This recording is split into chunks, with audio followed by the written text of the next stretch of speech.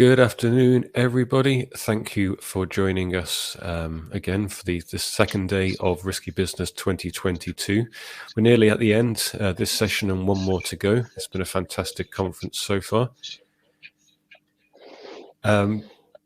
This session, I'm very pleased to be joined by Punit Bafna from BP, and we're going to be taking a look at how BP manage their SAP security, risk management, and compliance.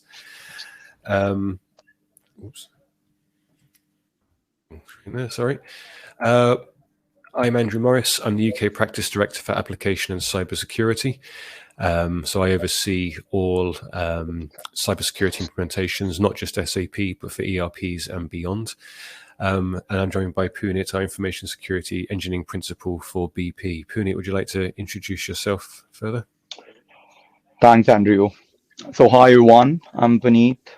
I'm part of BP. This is my 12th year now. So yeah, I'm feeling like I'm here too long. I head up our application security and GRC technology squads at BP globally. And we are responsible for digital security, assurance, and engineering for SAP as well as some of the other platforms like Salesforce. And we do assurance on cloud platforms as well. Personally, I'm a father of two girls, 1 9, 1 2. I like running, amateur. I like cooking, and just like I'm hugely passionate about bringing the word of security and compliance together to bridge the gap because that to me gives a lot of pain to a lot of our stakeholders. So yeah, that's about me. Thank you. I think it's one of the best intros we've had in the last 2 days. Oh, come on.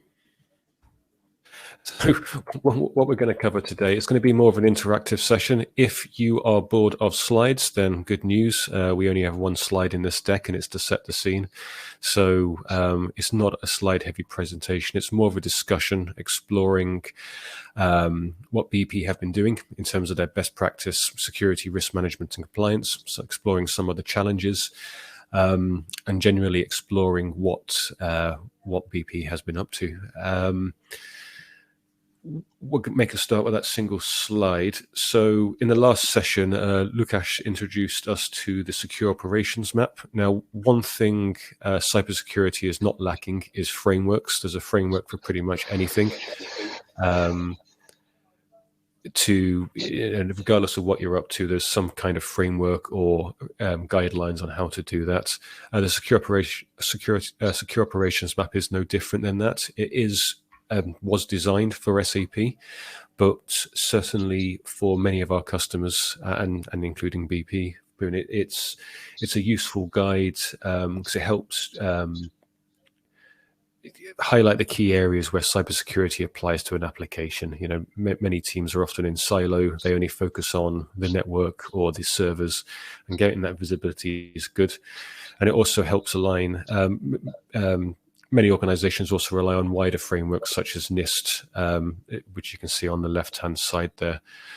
Punit, in terms of BP using the secure operations map and other frameworks, what are some of the key benefits you have seen to using these frameworks? Yes. So as you said, Andrew, we don't have any dearth of frameworks, right? And for a company like ours, which operates in 80 plus sort of countries, and we have to comply to legal and regulatory requirements across the board. We do need some of these frameworks to keep us aligned. And as you said, we have multiple teams operating. So you have the business for which we all actually are trying to mumbo jumbo all this technology so that they are effective. Ultimately, we are helping them be effective, right? And then on our side as well, we have got our IT ops team, we have the basis, we have the digital security. You have the traditional SAP sort of application security team, which looks after your roles and authorizations, SODs and all. And then you have the GRC, governance system compliance teams, who alongside the audit are always our best friends when it comes to either drawing the insights or trying to understand whether we are doing good or not, right? So having some sort of framework, and I like the SAP Secure Operations Map because it clearly sort of shows everyone what your sort of bucket is and how do we all are interconnected, right? And it gives a very good visual representation of the whole stack. and you can quickly sort of point out either your maturity. You can use this with your customers, with your stakeholders to draw out features to say, as part of our agile delivery, this is what we got to do. This is a maturity, and we can take some of these boxes and start to draw out sort of features below them. So I think it really helps to start a conversation and to bring all your teams, whether they are technical or non-technical, onto a common framework or a common ground, and then have conversation. So that way, I quite like this secure operations map, and it quite nicely aligns to the NIST and some of the other cybersecurity regulatory frameworks as well. No, absolutely, I agree, and I think, yeah, those benefits you see is what many organizations also see. It highlights, areas that people don't think about with SAP. Like client security, data flowing in and out, is encrypted, which most organizations still don't even consider. So it highlights areas which are rarely touched upon. We have had a quick question dropped into chat. It's probably a relevant time to ask it. At what point do you realize you have too many security frameworks and say enough is enough? Why? Yeah. So I think there are always certain personas in your SAP journey which would make you realize that you have too much. Audit is, of course, one of them.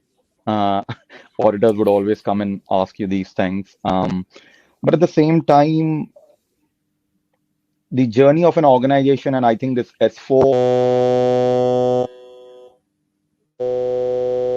sorry. Yeah, can you hear me, Andrew? I can, yeah. Yeah.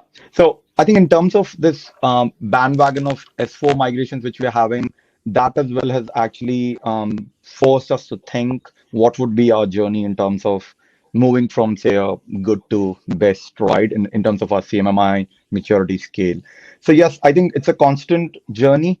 I must say that with what we have today and in terms of a horizon, in terms of BP achieving its ambitions around net zero and trying to be a much more resilient hydrocarbon as well as renewable company, we think we are at a good place. But yes, it's a constant evaluation and scanning of the market and the regulatory environment to make sure that what you are complying with, is it fit for purpose or not? So it's a constant journey.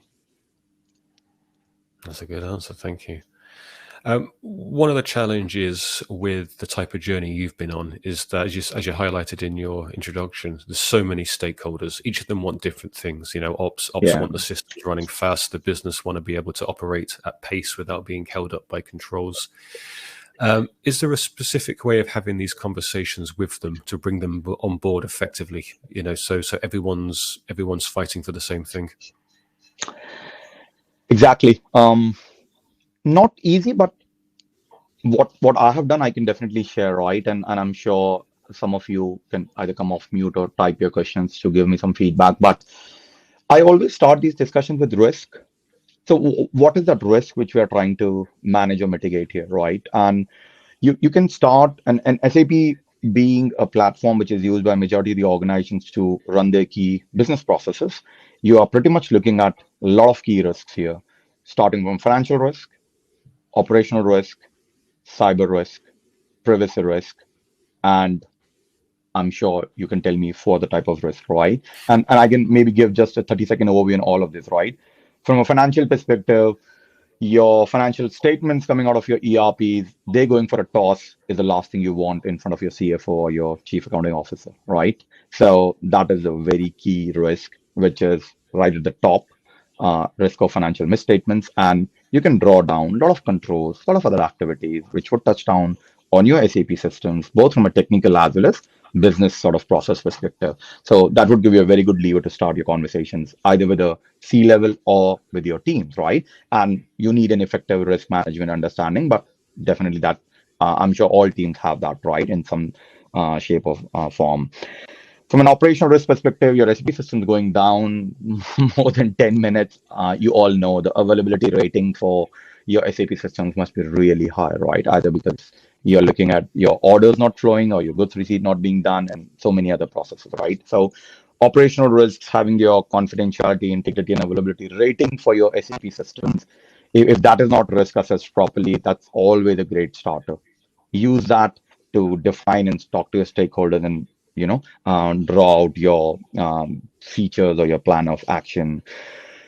Um, Cyber risk, I think ransomware, we all know, but then that's not the only attack vector.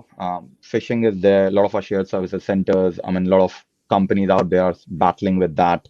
Your operational resiliency conversations, they all very much aligned to SAP as well. So cyber risk as well, apart from the financial misstatement and your operational risk, that's another angle, especially things around vulnerability management, 0 days, and all what SAP is also promoting.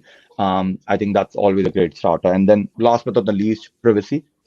A lot of SAP systems have got PII information in them around vendors, customers, and especially for us, we want to become a customer-centric sort of company. We have an ambition which is led out in the public markets that in the next 10 to 15 years, we would have many more EV charging sort of capabilities. We would win the wind, solar, and we would be an integrated energy company, which would be talking to a lot of customers. So having that customer data exposes you to privacy risk, and you have to manage that. So I think all of those would be a very good lever for anyone out there, depending upon the sector you are in, to start a conversation and then start from risk, come to controls, and have your plan ready.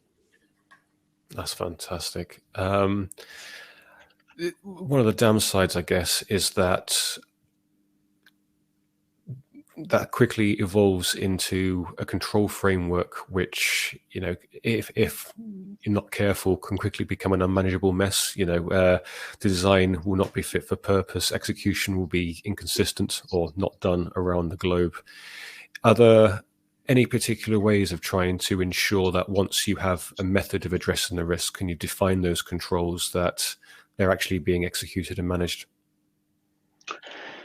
Exactly. I would be lying if I say we have got it all perfect, right?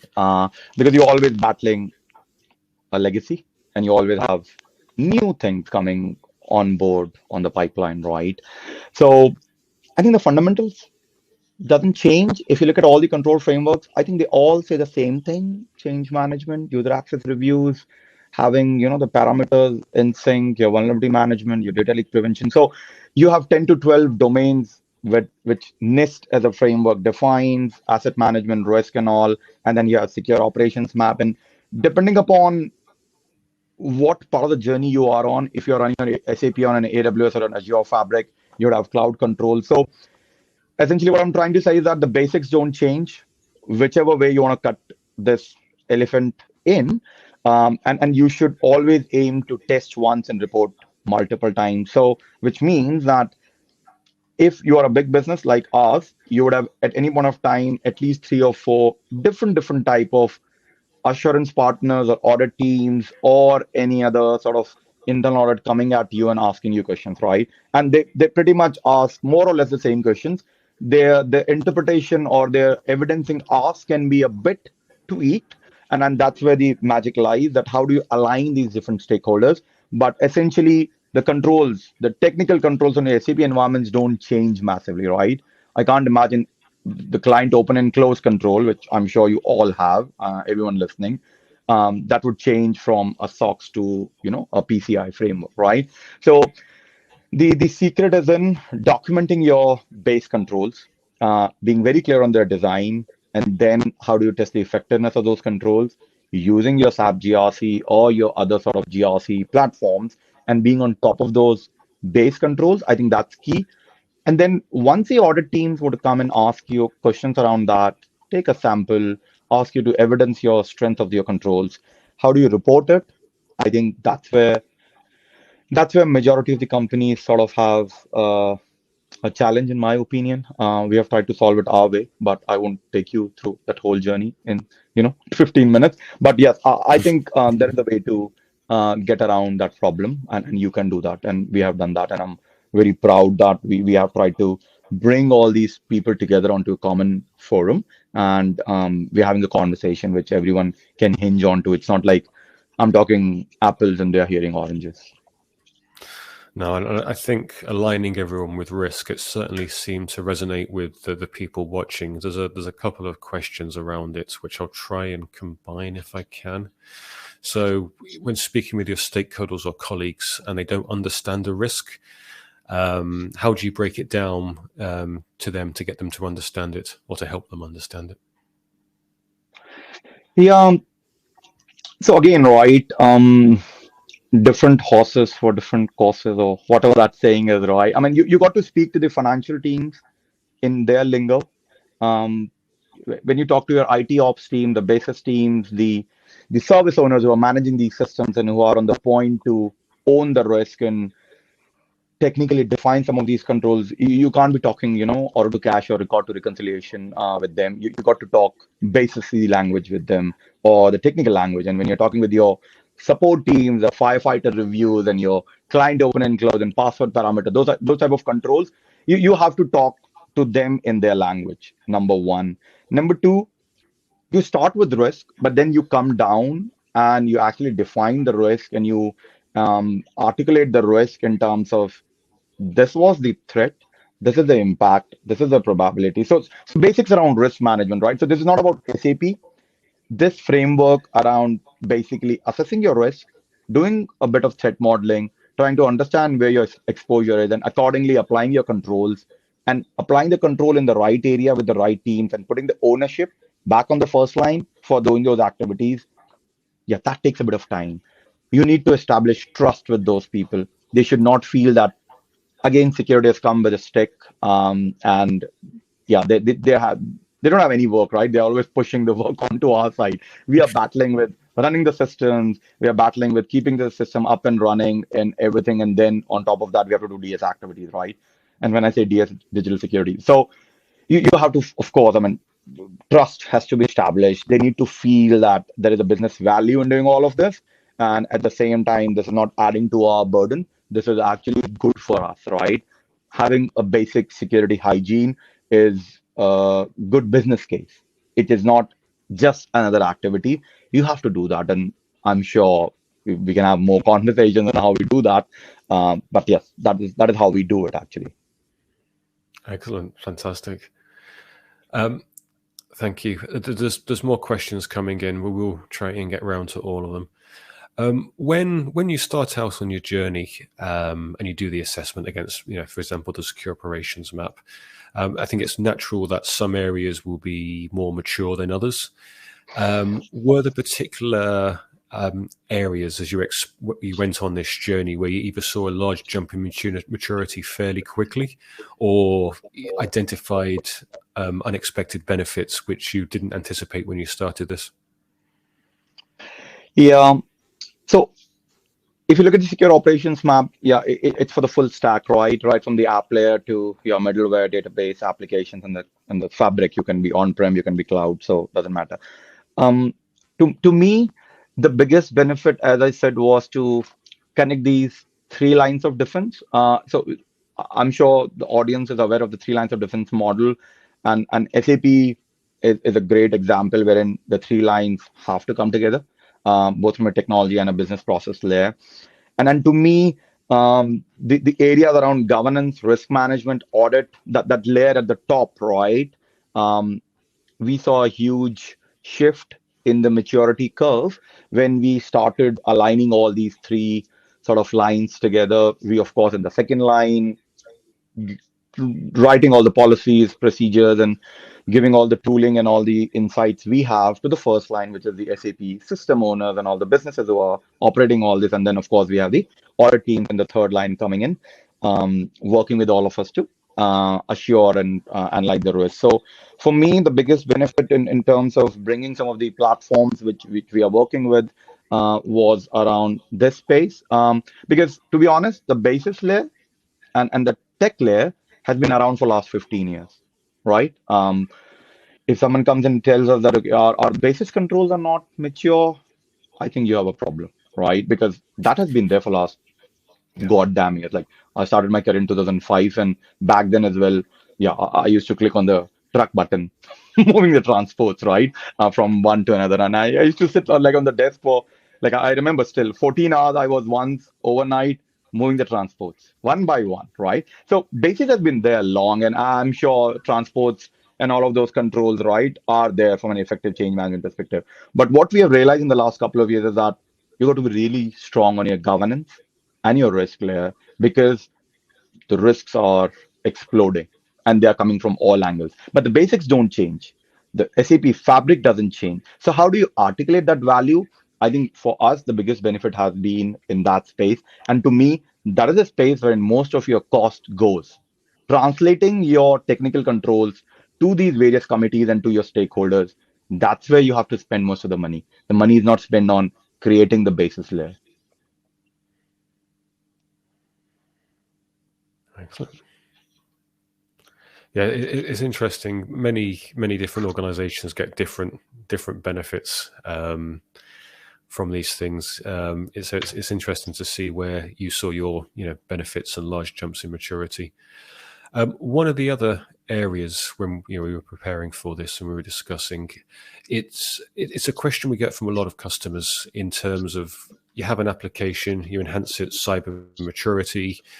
You already typically have a CISO function, which doesn't talk about SAP, and they already have cyber tooling and their processes and defenses.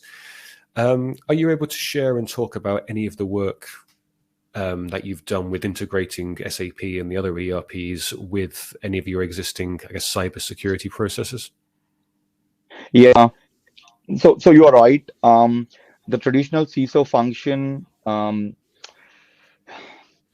they were not looking at SAP from a cyber perspective up till many years back, right? I think last 3, 4 years things have massively changed. But yes, we all can agree that SAP used to be a silo of its own, and it has its own, security model and everything, right? Which is very good, but not understood by the traditional CISO, the vulnerability and the SOC and the SIM kind of activities, right? But what has happened is with the advent of cloud and with SAP as well coming to the party, now you see that SAP applications are running on a cloud fabric, which is common to what your other workloads are running on, right? All of your web apps and everything else, right?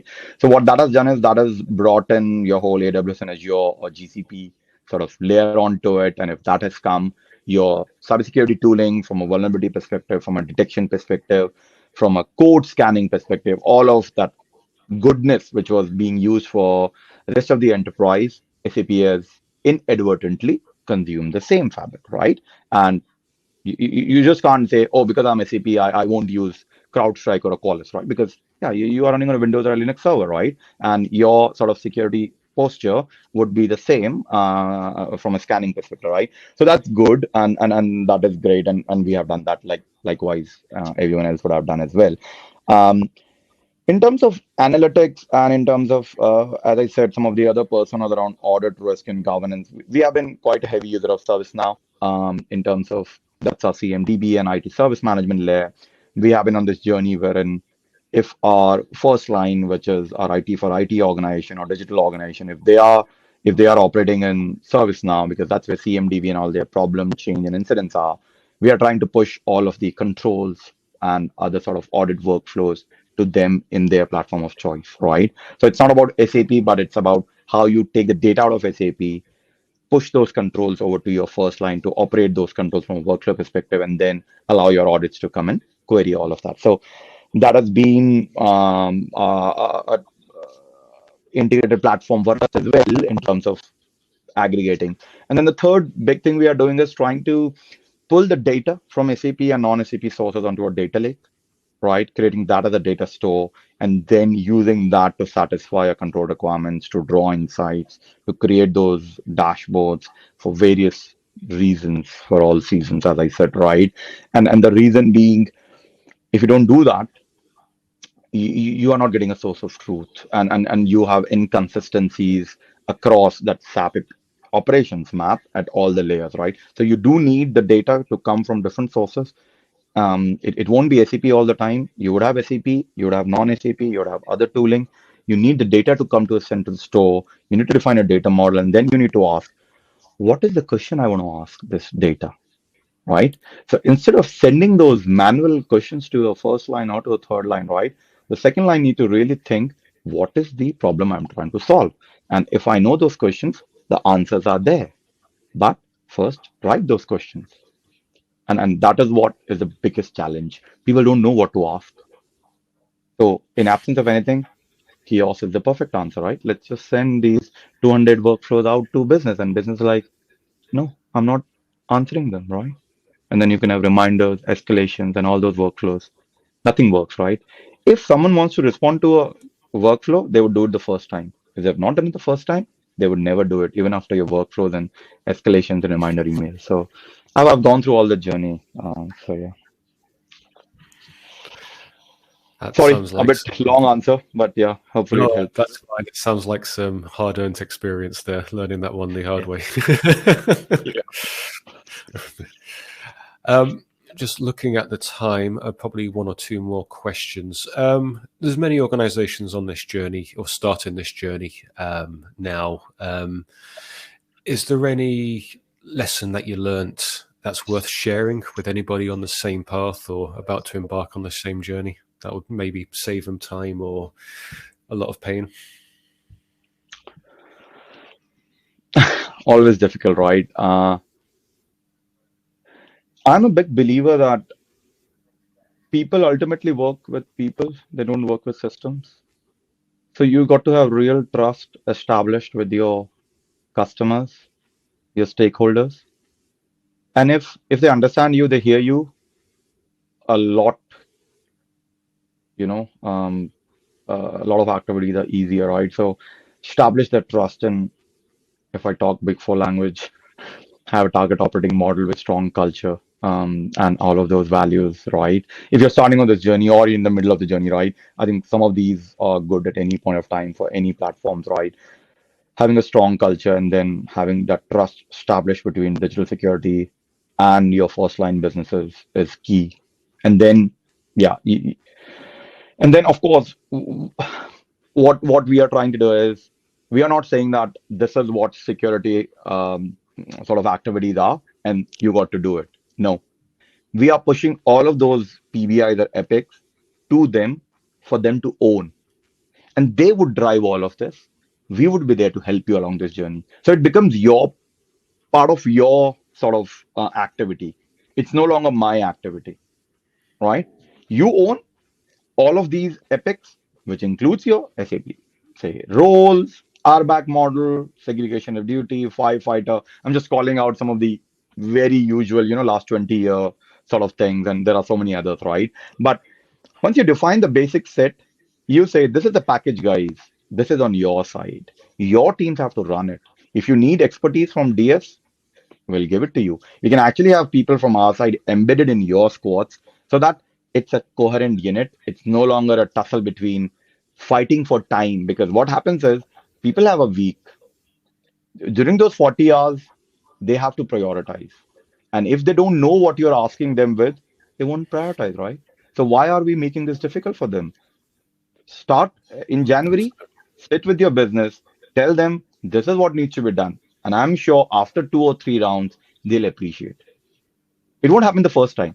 The second or third time, of course, if the trust is there, of course, no one wants to get up in the morning and say, I would do a bad job, right? Everyone wants to help each other.